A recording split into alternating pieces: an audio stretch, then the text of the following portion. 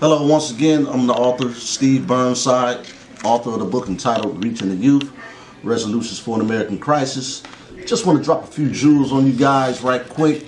Let this marinate on you. Today we're going to talk from chapter 11 of my book, which is entitled Peer Pressure and Associations.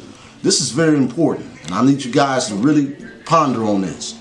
Many of our youth are being steered in the wrong direction because of peer pressure and bad associations.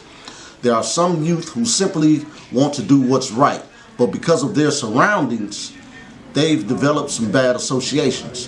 The remedy for overcoming negative peer pressure is to establish new associations.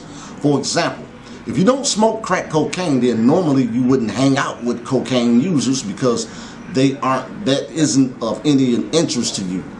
If you're not interested in becoming a gang member, then normally you wouldn't hang out with gang members. If you're not interested in committing crime, then normally you wouldn't hang out with criminals. In other words, the friends you choose and the associations you've established should be based on individuals who share your similar interests. People subject themselves to unwanted peer pressure by merely seeking to be accepted and embraced by individuals who, for the most part, suffer from a behavior syndrome of negativism.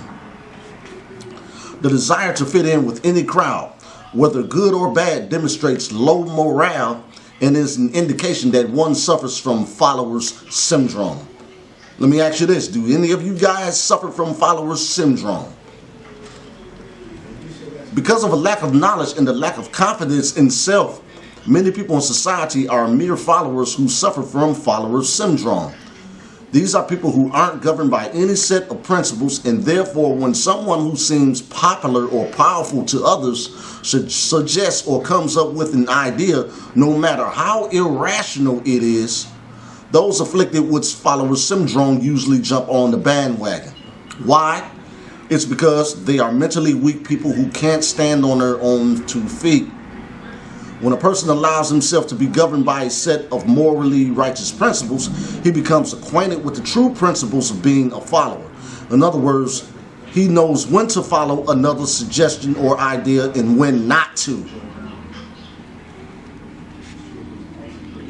I need you guys to think for yourself and become a great thinker. And also, I got a question. Why follow behind other dummies when you can learn to become a leader?